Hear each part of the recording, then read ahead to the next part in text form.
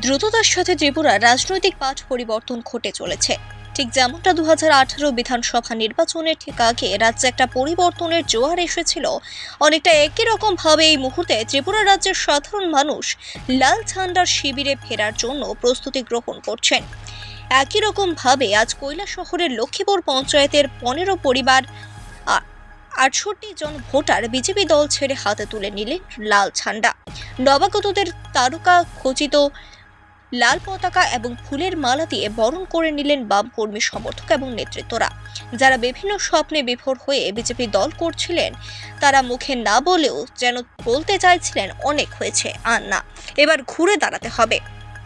দিকে দিকে বিভিন্ন রাজনৈতিক দল যারা করেছিলেন, তারা এই সময়ের মধ্যে বামপন্থী শিবিরকে শুধু শক্তিশালী করছেন এমন না, প্রকৃত অর্থে মানুষের অধিকার আদায়ের লড়াইকে বলিষ্ঠ করছেন, এমনটাই দাবি বাম নেতৃত্বদের।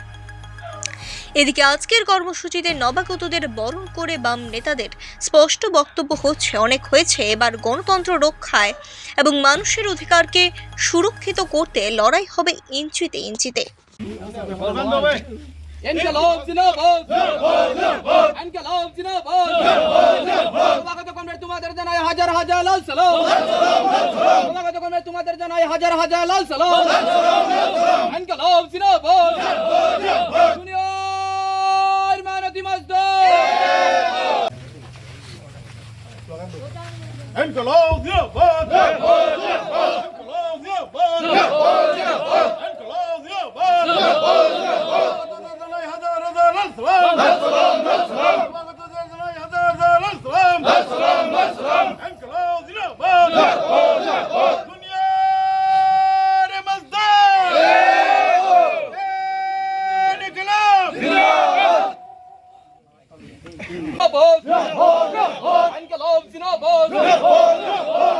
তোমাদের জানাই হাজার হাজার লাল সালাম তোমাদের জানাই হাজার হাজার লাল সালাম